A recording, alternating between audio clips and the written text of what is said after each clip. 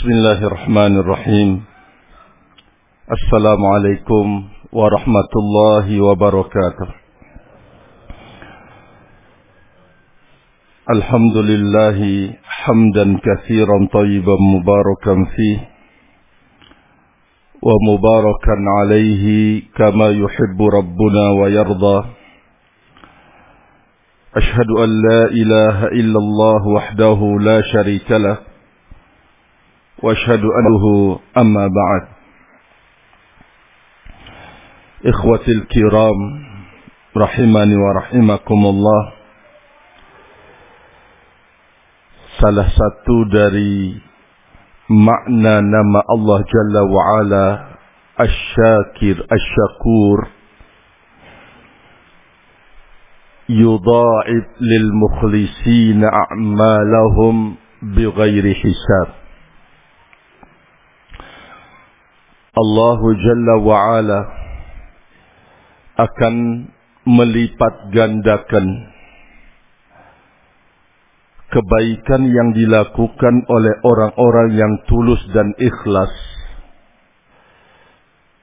dengan nilai tidak terbatas, yang menunjukkan tentang betapa murahnya Allah Jalla wa Ala di dalam mengganjar hambanya. Dalam surat Al-An'am ayat 160, Allah Jalla wa Ala mengatakan, "Man jaa'a bil hasanati falahu asyru amsalihha." Kata Allah Tabaraka wa Ta'ala, barang siapa yang melaksanakan al-hasanah, satu kebaikan. Tentu kebaikan di sini bukan kemudian hasil sebuah nalar kita, atau rasa, atau hasil manamat, hasil mimpi, dan seterusnya. Al-hasanah yang dimaksud di dalam ayat ini adalah yang datang nasnya dari kitabullah dan sunnah Rasul alaihi salatu wassalam. Apapun bentuk kebaikan tersebut, seringan apapun dia, maka masuk di dalam firman Allah Jalla wa Ala tersebut, "Man jaa'a bil hasanati." Kemudian Allah Jalla wa Ala mengatakan, "Falahu asyru amsalihha." Setiap kebaikan yang dilakukan oleh hamba yang ada nasnya di dalam Al-Quran dan hadis Nabi alaihi salatu wassalam, maka Allah Jalla wa Ala akan mengganjarnya falahu asyru amsalihha. Satu kebaikan akan diganjar dengan 10 ganjaran. Ini adalah kemurahan Allah Tabaraka wa Ta'ala. Namun di saat berbicara tentang kejelekan, Allah Jalla wa Ala mengatakan, "Wa man jaa'a bis sayyi'ati fala yujza illa mithluha." Illa mithlaha. Siapa saja yang mengerjakan satu kejelekan, maka tidak akan diganjar melainkan dengan sepertinya. Ini keadilan Allah Jalla fi'ula. Tapi ketika berbicara tentang kebaikan yang dikerjakan oleh seorang hamba, adanya kemurahan, adanya kebaikan Allah Tabaraka wa Ta'ala. Tentu bagi orang yang beriman ketika mendengar hal seperti ini, dalam hal kejelekan yang dikerjakan, betapa adilnya Allah Jalla wa Ala dalam memberikan balasan. Tapi ketika kaitannya dengan kebaikan, kemurahan yang ada dari Allah Tabaraka wa Ta'ala, maka kita akan bergegas. Kita akan bersegera untuk membuka kebaikan sekecil apapun dan seringan apapun dalam hidup kita. Sebuah hadis yang diriwayatkan oleh Imam Tirmidzi dari sahabat Abdullah ibnu Mas'ud radhiyallahu taala anhu. Kata Rasul alaihi salatu wassalam, "Man qara'a harfan min kitabillahi falahu bihi hasanah." Siapa saja yang membaca satu huruf dari kitabullah, maka satu huruf itu akan diganjar dengan 10 kebaikan. Satu huruf yang dibaca oleh seorang hamba dari kitabullah, maka dia akan diberikan ganjaran dengan 1 atau 10 kebaikan. Wal hasanatu bi asyri amsalha. Satu kebaikan dan satu kebaikan itu akan diganjar dengan 10 kebaikan dari Allah Jalla wa'ala. Saya, kata Nabi alaihi salatu wassalam, tidak mengatakan alif lam mim satu huruf. Namun alifnya satu huruf, lamnya satu huruf, mimnya satu huruf.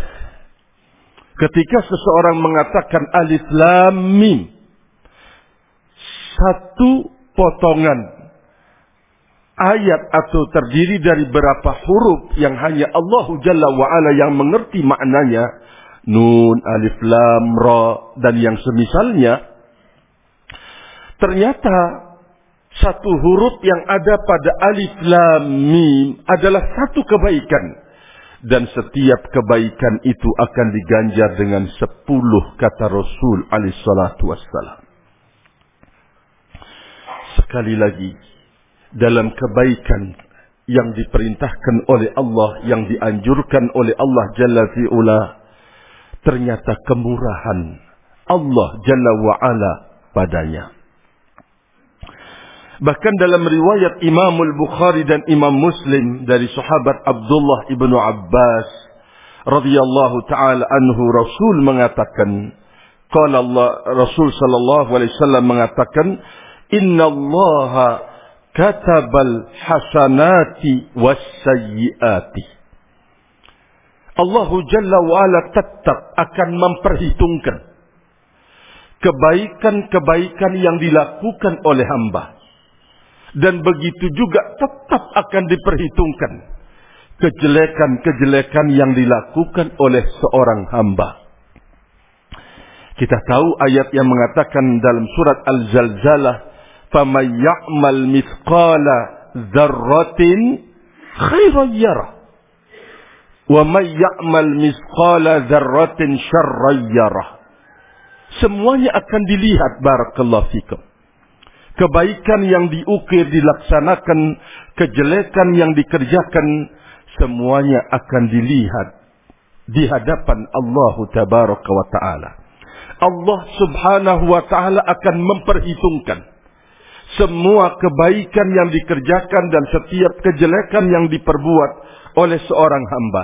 Lalu Nabi sallallahu alaihi wasallam menjelaskan, "Faman hamma bihasanatin falam ya'malha katabaha Allahu indahu hasanatan kamilah." Seseorang yang berangan-angan untuk mengerjakan kebaikan, karena satu dan lain hal dia tidak sampai mengerjakannya, lupakah?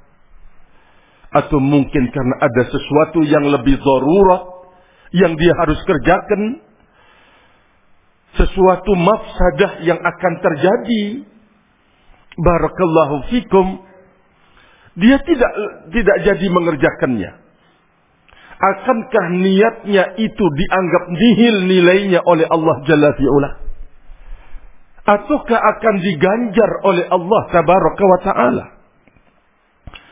Sekali lagi, kemurahan Allah Tabaraka wa Ta'ala di dalam mengganjar hambanya. Ternyata Allah akan menilainya menjadi satu kebaikan. Cuma angan. Siapa yang akan berani untuk membayar kita, menggaji kita, barakallahu fikum, kalau cuma kepingin namun tidak mengerjakannya? Tidak akan ada yang sanggup. Tapi Allah Jalla fi'ula dengan kemurahan di dalam memberikan ganjaran terhadap hambanya, dia menyiapkan. Walaupun itu adalah kemauan dan keinginan, tetapi dia jujur, Allah Jalla wa'ala akan mengganjar satu kebaikan kalau dia tidak bisa mengerjakannya. Sebaliknya, fa in hamma huwa fa'amilaha, kata Rasul sallallahu alaihi wasallam, kataba indahu asyra hasanatin, kemudian ila sab'i mi'ati dhi'fin ila adha'afin katsirah. Kalau dia bisa mengerjakan apa yang dia inginkan, melakukan kebaikan dan kebajikan, maka Allah Jalla wa'ala akan memberikan ganjaran 10. Sampai kemudian sab'i mi'ati dhi'fin, 700 lipatan. Sampai kemudian ila adha'afin katsirah,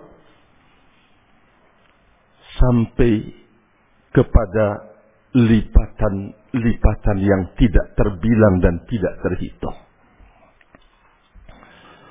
Sebegitu murah Allah Jalla wa'ala di dalam mengganjar hambanya. Barakallahu fikum. Maka bagi kita ini adalah peluang. Setelah Allah Jalla wa'ala memberitahukan kita sebuah jalan pendekatan diri kepada Allah Jalla wa'ala yang lurus dan benar melalui petunjuknya, melalui dakwahnya ini, barakallahu fikum, maka kita tidak boleh menyia-nyiakannya. Kita tidak boleh, barakallahu fikum, menyia-nyiakan kesempatan yang dibukakan oleh Allah. Karena kesempatan pada hari ini belum tentu akan bisa terulang pada hari-hari yang akan datang. Sekarang kita sehat, belum tentu ada kesempatan kebaikan hari yang akan datang. Kita dalam kesehatan, kita dalam tidak ada kesibukan, berat. Oleh karena itu Nabi Sallallahu Alaihi Wasallam di berbagai kesempatan mengingatkan kepada kita kaum mukminin, man istata'a ihris ala ma yanfa'uka. Bersemangatlah engkau untuk melakukan hal-hal yang berguna dan bermanfaat. Ihris ala ma yanfa'uka. Bersemangatlah engkau untuk mengerjakan hal yang berguna dan bermanfaat, baik dalam urusan dunia ataupun dalam urusan akhirat. Lebih-lebih yang kita lakukan atau semangat itulah yang harus kita bangun. Rahimani wa rahimakumullah. Di dalam berbagai tempat di dalam ayat Al-Quran, di dalam Al-Quran, Allah Jalla wa'ala bersumpah dengan waktu fajar wal fajri wad duha. Allah Jalla wa'ala bersumpah dengan malam. Dijelaskan oleh para ulama, karena waktu dan kesempatan itu sangat berharga bagi orang-orang yang beriman kepada Allah Jalla wa'ala.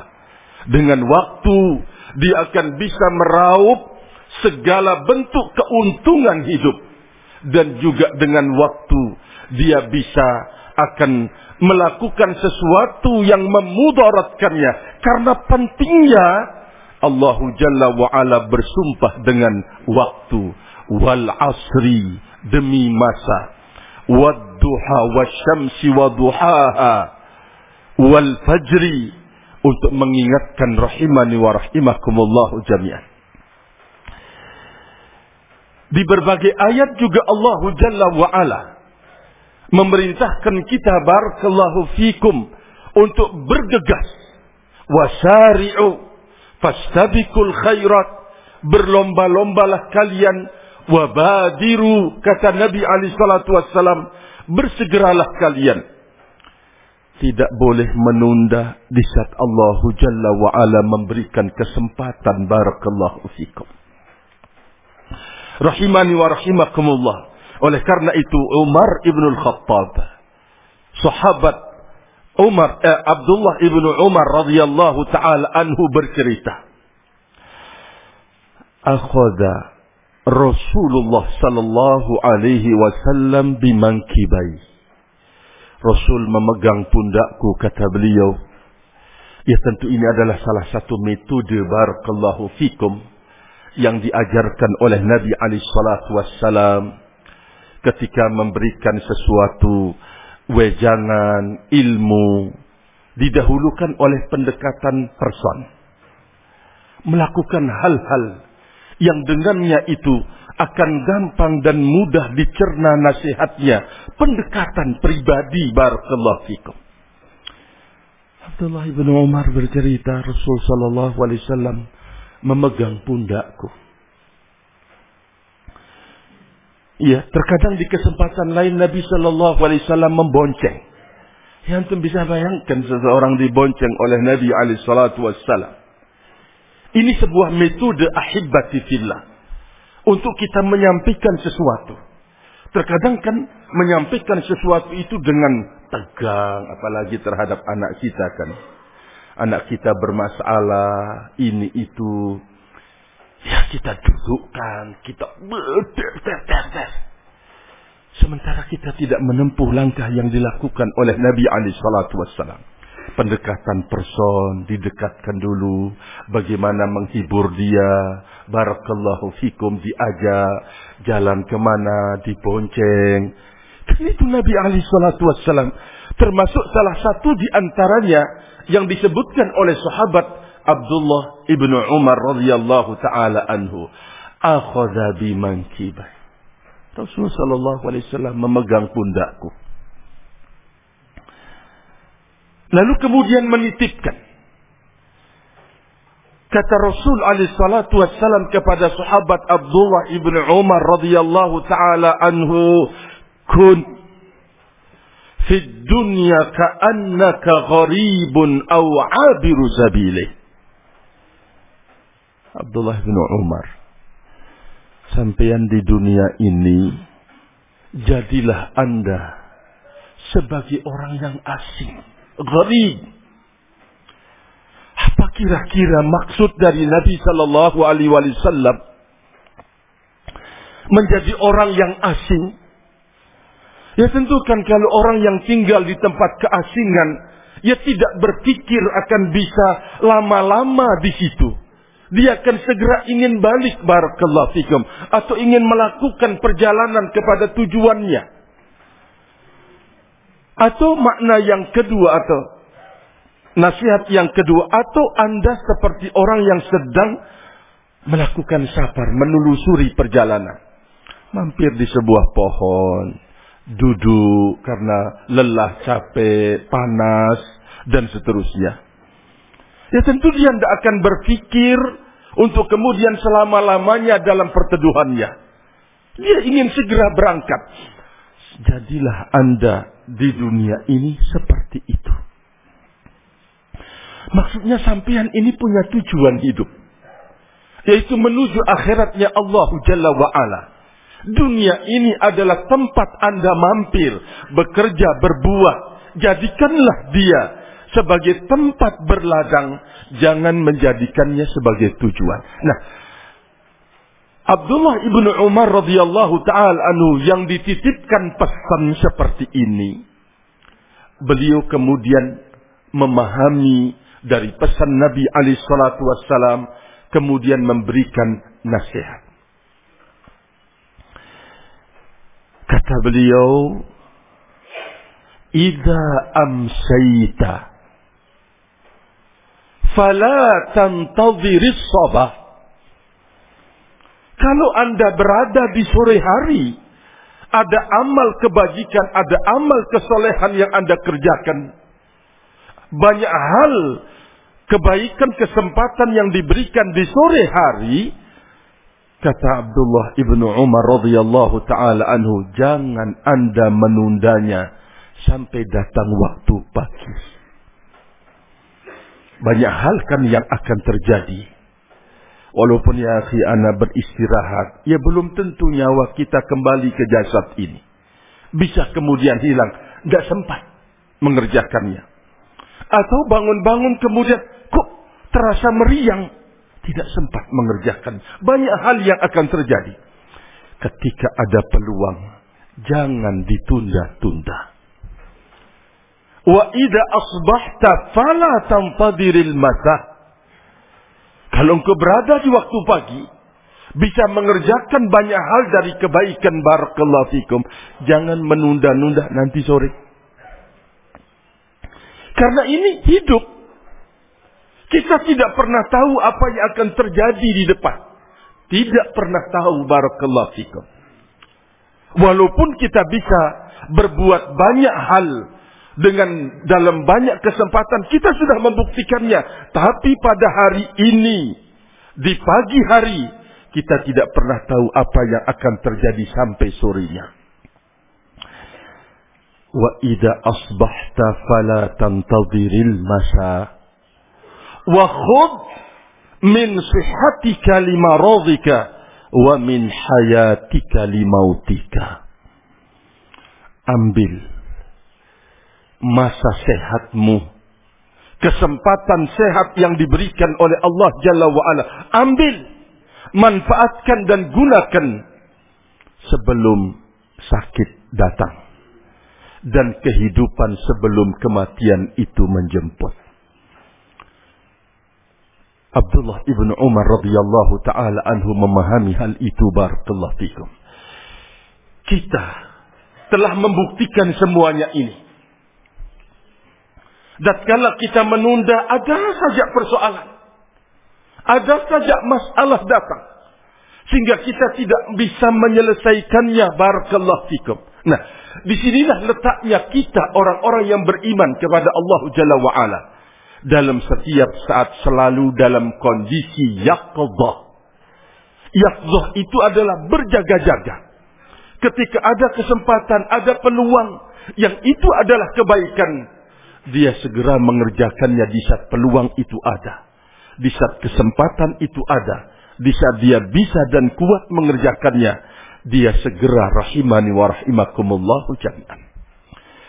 Demikian kaitannya dengan amalan-amalan yang disyariatkan oleh Allah Tabaraka wa Ta'ala, yang wajib atau yang sunnahnya, sama-sama menjadi sebuah pendekatan hidup diri kita dengan Allah Jalla wa'ala, dan akan bisa meraup berlipat-lipat nilai dan hasil dari Allah Subhanahu wa Ta'ala, rahimani wa rahimakumullah.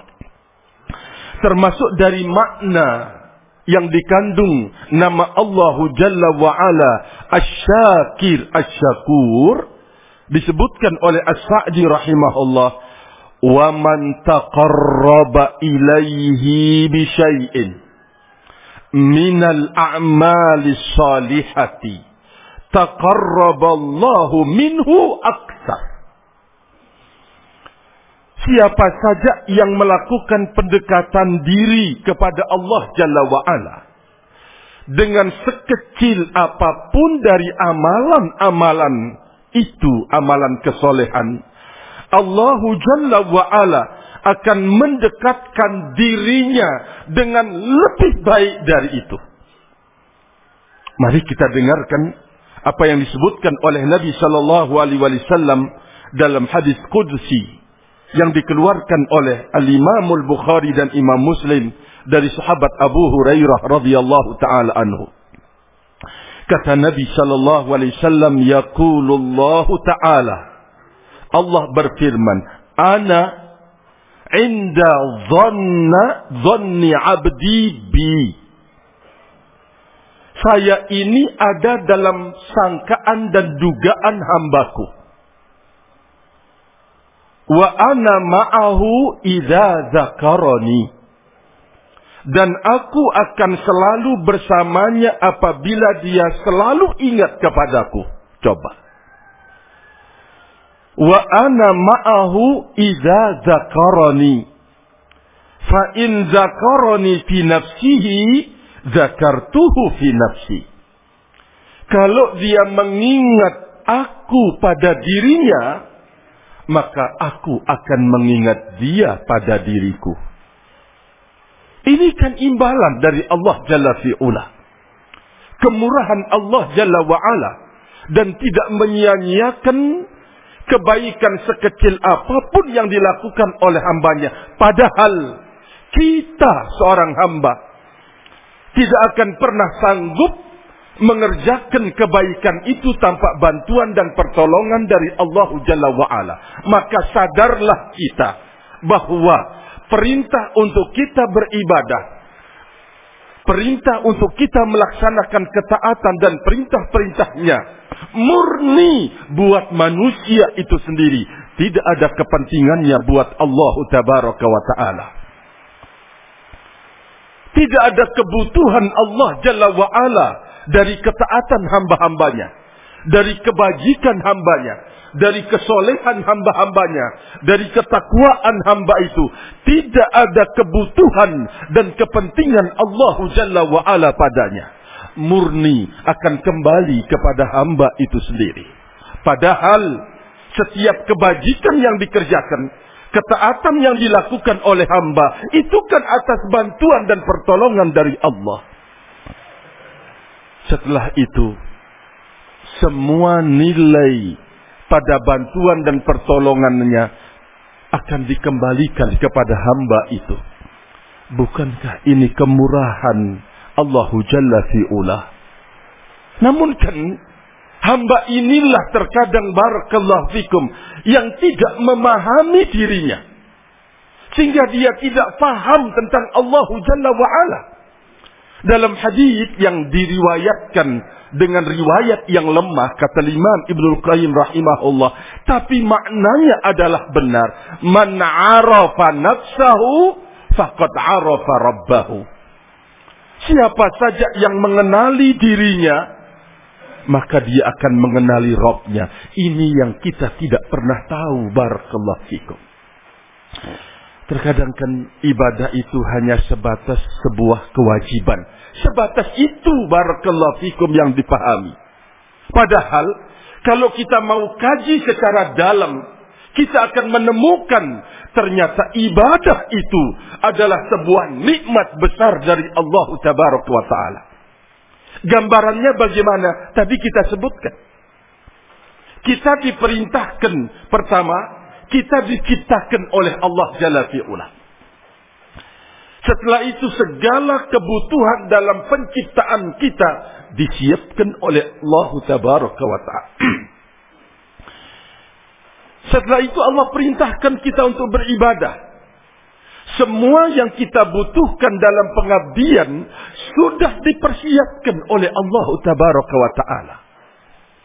Termasuk diantaranya bantuan dan pertolongannya. Setelah hamba ini bisa mengerjakan kebaikan dan ketaatan dengan bantuan dan pertolongan dari Allah Jalla wa'ala, nilai-nilai ibadah dan ketaatan itu buat hamba itu sendiri. Bukankah ini merupakan nikmat dalam hidupnya? Tapikah berapa orang yang menganggap kalau kebajikan ibadah itu menjadi sebuah nikmat dalam hidup seorang hamba, yang harus dikejar, yang harus dicari, yang harus ditambah, yang harus ditingkatkan? Berapa yang menyadari kalau ibadah itu sebagai nikmat, sebagaimana makan dan minum? Dia kejar, dia perjuangkan, dia cari, dia korbankan segala-galanya. Namun kaitannya dengan ibadah kepada Allah sebagai nikmat. Barakallahu fikum. Lah tentukan akan lebih lagi kita mengejar, melaksanakan, menambah dan seterusnya. Rahimani wa rahimakumullah. Nabi sallallahu alaihi wasallam menukilkan firman Allah Jalla wa Ala, "Fa idza dzakarani fi mala'in zakartuhu fi mala'in khairin minhum." Kalau seseorang hamba mengingat aku di keramaian, maka aku akan mengingatnya di tempat yang lebih baik dari keramaian tersebut. Allah Jalla wa Ala akan membalasnya. Wa in taqarraba ilayya bi shibrin taqarrabtu ilayhi dira'an. Kalau hambaku mendekatkan dirinya kepadaku satu jengkal, maka aku akan dekatkan diriku satu hasta. Kalau sang hamba mendekatkan dirinya zira'an, satu hasta, maka aku akan mendekatkan diriku kepadanya ba'an, satu depa. Barakallahu fikum, satu depa. Jikalau wa in atani yamshi, kalau hamba itu mendatangiku dengan berjalan, ataituhu harwalatan, aku akan mendatanginya dengan harwalah, lari-lari kecil.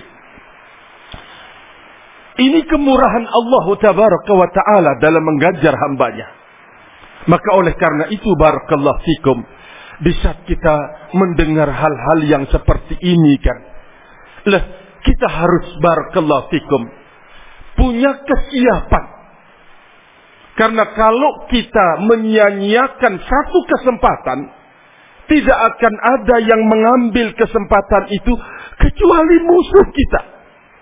Kita sudah sebutkan di depan, barakallahu fikum, bagaimana dia menjadi dalam pembahasan ma'asi. Kita menyebutkan bagaimana sesumbar setan di hadapan Allah Jalla wa'ala tidak akan membiarkan kesempatan hamba itu kecuali dia akan masuk padanya. Di saat, taruhlah misalkan salah satu contoh, barakallahu fikum, ada taklim di sebuah tempat atau dekat rumah kita atau di masjid Ahlus Sunnati wal Jamaah, kita berada di sekitar ma'had, barakallahu fikum, ada taklim. Kita semuanya tahu kalau ini adalah sebuah ibadah yang sangat dibenci oleh setan. Sangat dibenci. Kenapa, barakallahu fikum?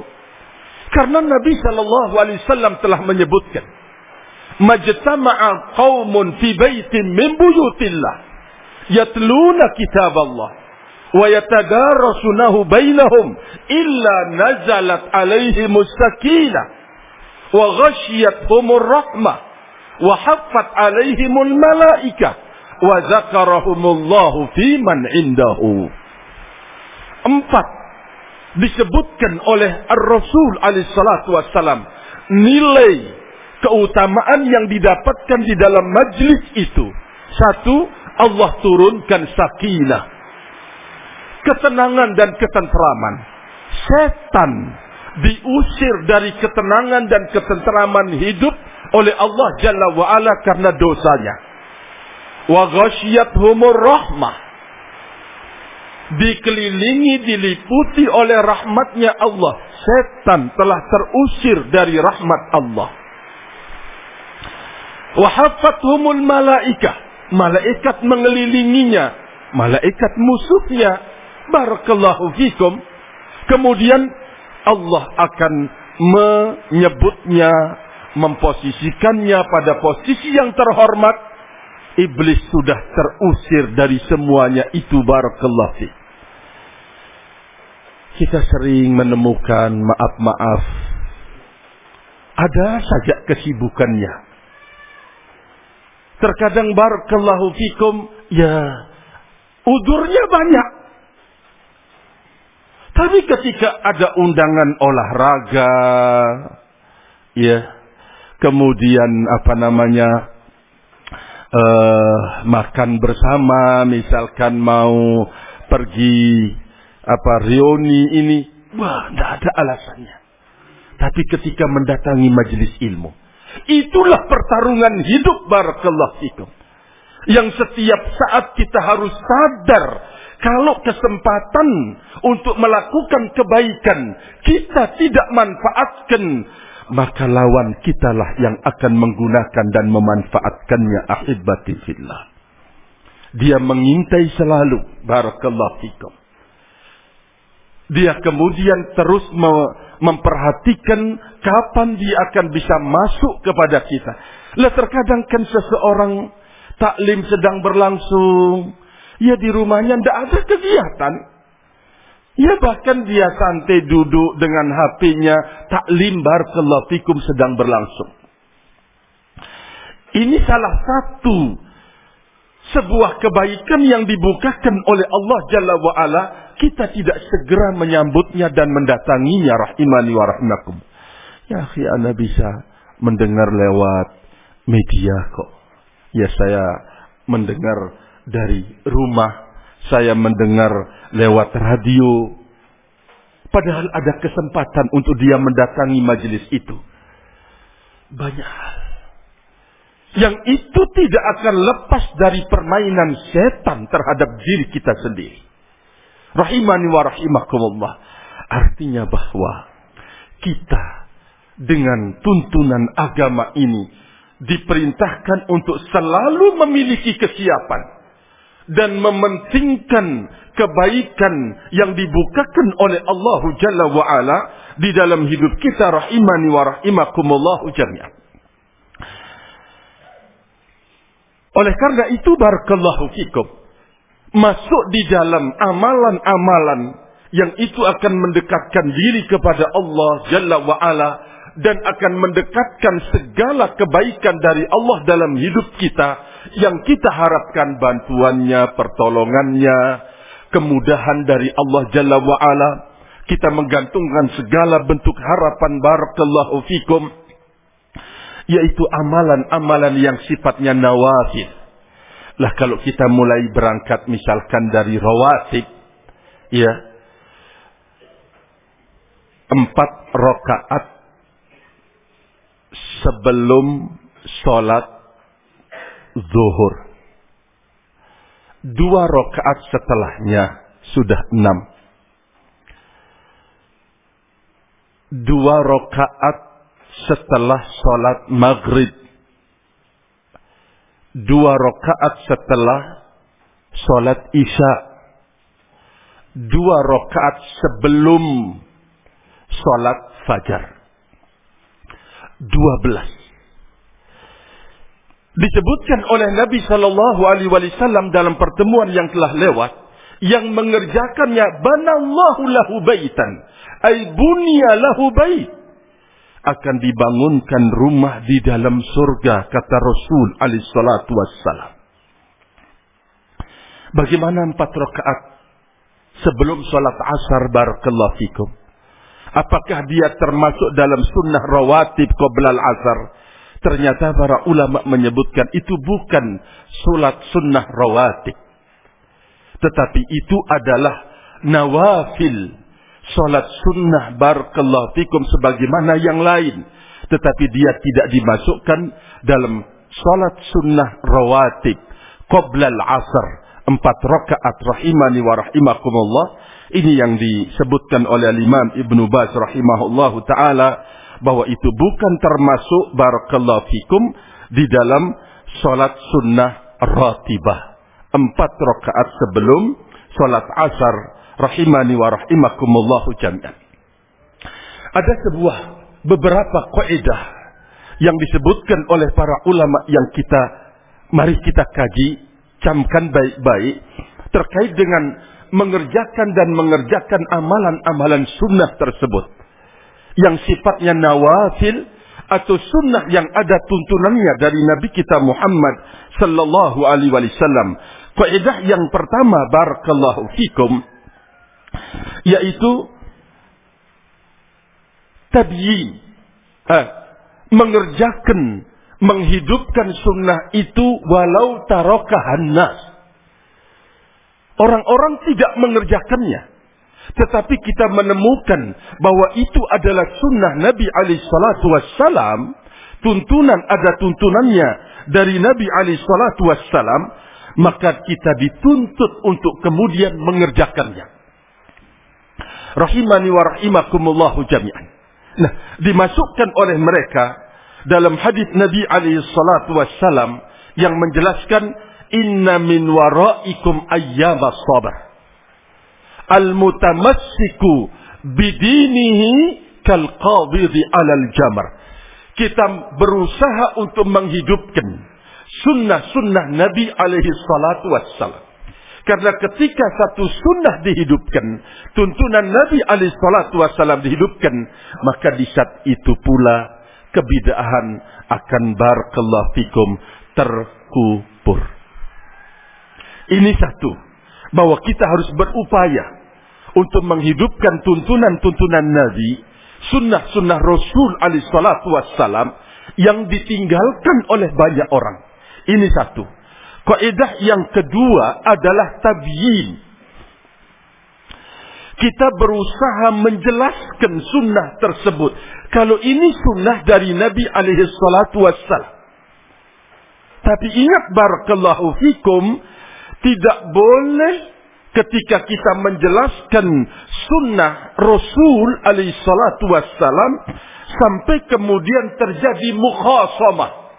Mukhasamah itu perdebatan. Sampai kemudian saling celah, saling ini, saling itu. Itu jangan sampai terjadi. Kewajiban kita menjelaskan ini ada tuntunannya dari Nabi SAW. Selesai. Tidak boleh kemudian sampai terjadi mira'. Sebuah perdebatan kemudian menimbulkan sampai kata-kata marah, kotor keluar. Dan ini bimbingan dari para ulama kita rahimani wa rahimakumullah. Contoh seperti yang diucapkan oleh Imam Malik rahimahullah ta'ala. Kata beliau, al-jidalu fid din yunshi'ul mira wa yadhhabu binuril ilm wa yudhibu binuril ilm minal qalbi wa yuqassihi wa yuwarrithu ad-daghna. Peringatan buat kita ketika kita menemukan ini sunnah Nabi SAW, kita cukup menjelaskan kepada orang.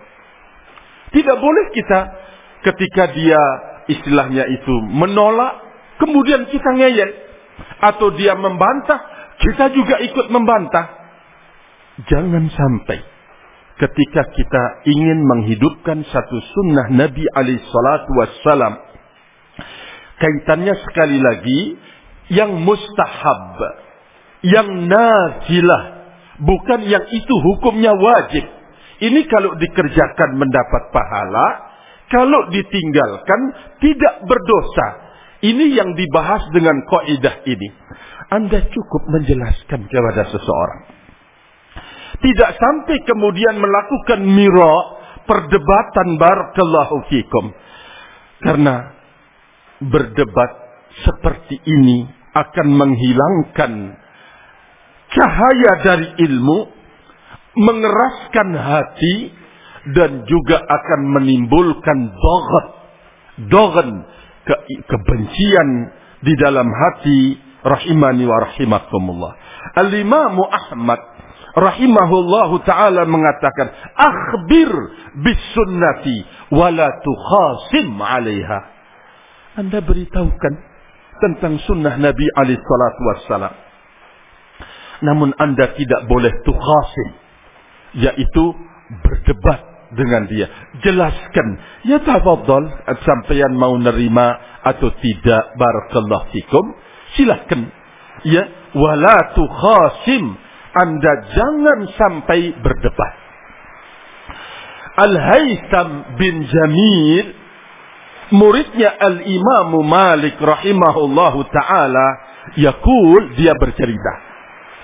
Al-Haytham mengatakan, qultu li Malik, saya berkata kepada Imam Malik rahimahullah, ya Aba Abdullah, wahai Abu Abdullah, rajulun yakunu aliman bis sunnah ayujadilu anha. Wahai Imam Malik, seseorang yang memahami kalau ini sunnah, alim. Kata beliau, ayujadilu anha. Apakah kepintaran dia, kehebatan dia, pengetahuan dia tentang tuntunan Nabi sallallahu alaihi wasallam yujadilu biha? Dia kemudian kalau mau menjelaskan, dia debat sana sini. Apa kata Imam Malik?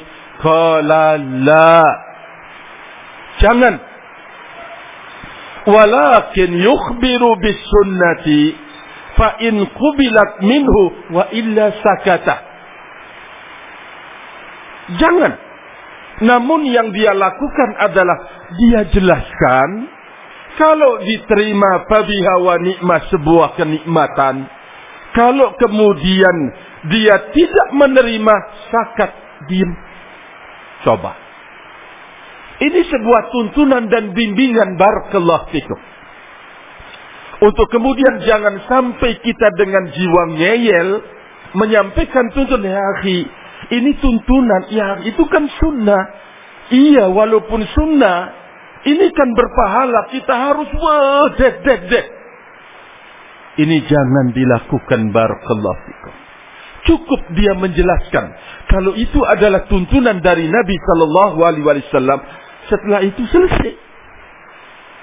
Kalau dia terima, walhamdulillah. Kalau tidak, maka tentu dia perintahnya dari Imam Malik, sakata, dia diam. Wa qala Yunus As-Safadi rahimahullah, kata beliau, ma ra'aitu aqala min asy-Syafi'i. Saya tidak pernah melihat seseorang yang sangat cerdas, lebih cerdas dari Imam Syafi'i. Kata Yunus As-Safadi, nazartu yawman fi mas'alati. Saya berdialog, berbincang sama Al-Imam Syafi'i dalam satu persoalan. Summa tarokna. Kemudian Al-Imam As-Safadi bercerita, kami berpisah. Maksudnya namanya nazara berarti tidak dalam satu faham, satu pendapat. Safadi pendapatnya sendiri, Al-Imam Syafi'i dengan pendapatnya, barakallahu fikum. Kata Safadi, falaqiyani fa'akhadha biyadi. Dia bertemu dengan saya, ini sudah terjadi munazarah, sudah terjadi dialog, sudah terjadi debat dengan Al-Imam Syafi'i. Ya, Safadi dengan pendapatnya dan Al-Imam Syafi'i dengan pendapatnya. Kami berpisah, kata Safadi. Kata Al-Haytham, barakallahu fikum, falaqiyani. Lalu Imam Syafi'i berjumpa denganku, lalu fa'akhadha biyadai, dia memegang tanganku. Summa qala, lalu kemudian Asy-Syafi'i mengatakan, ya Aba Musa, kunyah Al-Haytham, wahai Abu Musa, ala yastaqimu an nakuna ikhwanan walau lam nattafiq fi mas'alatin. Tidakkah kita terus, wahai Abu Musa, untuk menjadi bersaudara ikhwanan walaupun kita tidak cocok dalam satu persoalan? Coba. Barakallahu fikum. Insyaallah kita akan singgung terkait dengan persoalan ini, barakallahu fikum. Karena kita tahu, walaupun kita menjadi orang terbaik di dalam dakwah, sebagai sebuah kekuatan dari diri kita sendiri, kita tetap butuh kekuatan dari luar. Kekuatan dari luar itu adalah teman kita, saudara kita. Ya, barakallahu fikum, kita akan sebutkan rahimani wa rahimakumullahu jami'an. Kata Imam Syafi'i rahimahullah, ya Aba Musa, tidakkah kita akan tetap terus, ya, istiqomah dalam ikhwanan, persaudaraan, walaupun kita tidak sepakat dalam masalah? Ini bagi kita berat apa tidak, ya ikhwan? Sesuatu yang sangat berat. Sudah melalui munazarah, sudah debat, barakallahu fikum. Akankah kemudian bisa enak kalau ketemu, apalagi kalau sampai gandengan, barakallah. Itu kelemahan yang ada pada diri kita. As-Safadi Al-Haytham bercerita demikian. Nah, setelah ungkapan dari Al-Haytham ini tentang Al-Imam Syafi'i, kita dengarkan qala Az-Zahabi. Al-Imam Az-Zahabi rahimahullah memberikan sebuah komentar terhadap peristiwa yang terjadi itu. Hada yadullu ala kamali aqli hadzal imam. Ini menunjukkan tentang sebuah kesempurnaan akal yang dimiliki oleh Al-Imam Syafi'i. Fama zalan nudhara'u yakhtalifun. Karena yang namanya orang yang berbeda pandang, ya tentu akan terjadi perbedaan selalu. Tapi bagaimana Al-Imam Syafi'i rahimahullahu ta'ala membuang perbedaan itu demi menjaga persaudaraan rahimani wa rahimakumullahu jami'an. Teladan dari Al-Imam Syafi'i rahimahullahu ta'ala, barakallahu fikum. Ini kaitannya dengan kita menemukan ada orang yang berbeda dengan diri kita. Ini sunnah Rasul alaihi salatu wassalam atau bukan? Barakallahu fikum. Kita jelaskan ini pendapat saya, ini yang rojeh pada diri saya, barakallah. Sudah selesai. Jangan berbantah-bantahan padanya karena mengerikan. Untuk menjadi seperti Imam Syafi'i kayaknya berat sekali pada diri kita, barakallahu fikum. Menerima perbedaan itu dengan lapang dada. Berat rahimani wa rahimakumullah. Dan yang terakhir sebagai penutup, ketika kita menemukan satu sunnah yang sifatnya mustahab atau nafilah, ternyata kita diperintahkan di dalam syariat untuk melakukan, artinya menimbang, adakah mafsadah yang akan terjadi. Melihat maslahat dan mafsadah. Seringkan barakallahu fikum kita melakukan sesuatu yang itu sifatnya sunnah saja. Ya kalau dikerjakan berpahala, kalau tidak kemudian tidak berdosa. Rahimani wa rahimakumullahu jami'an. Contohnya barakallahu fikum, sering terjadi benturan. Apa sikap kita terhadap sunnah Nabi alaihi salatu wassalam tersebut?